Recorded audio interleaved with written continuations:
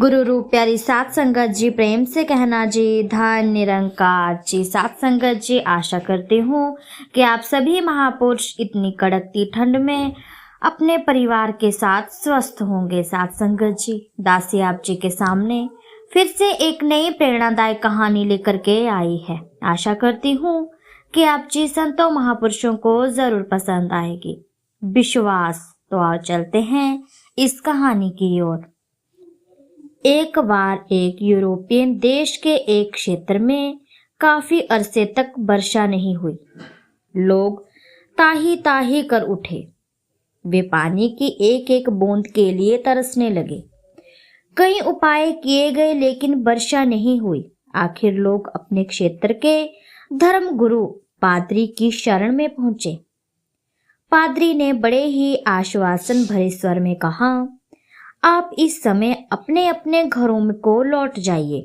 कल सुबह बस्ती के बाहर वाले मैदान में इकट्ठे हो जाएं।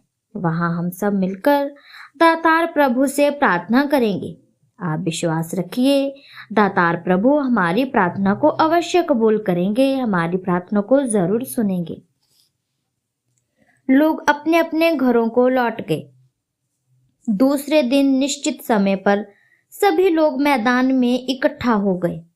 पादरी भी वहां अपने हाथ में छाता लिए हुए मैदान में पहुंच गए।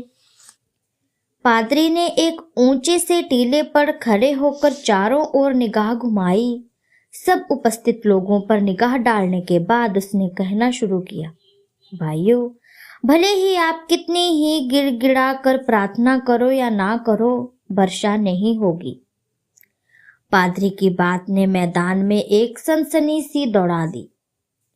लोग चिल्ला उठे, आपने कल तो हमें विश्वास दिलाया था कि हमारी प्रार्थना जरूर कबूल होगी, और आज जब हम सब कामकाज छोड़कर इकट्ठे हुए हैं तो आप कह रहे हैं कि वर्षा नहीं होगी। ऐसा क्यों?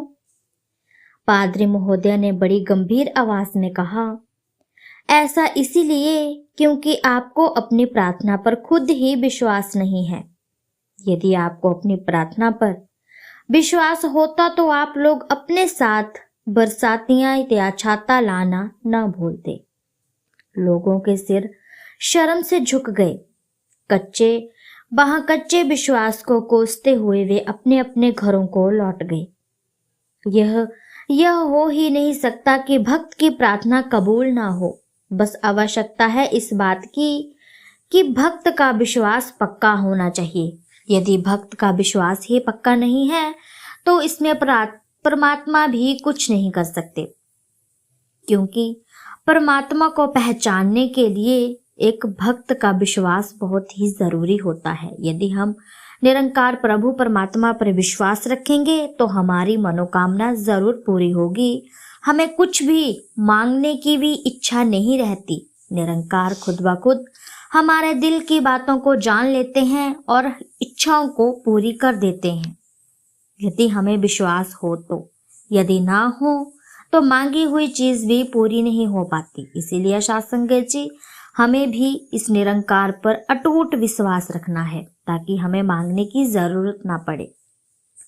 सत्संग जी, दासी की कहानी आप जी को अच्छी लगी हो तो चैनल को लाइक, शेयर, कमेंट और सब्सक्राइब जरूर कीजिएगा। ऐसी ही प्रेरणादायक कहानियां दासी आप जी के सामने लेकर के आती रहेगी। तब तक के लिए सत्संग जी, धन निरंकार जी।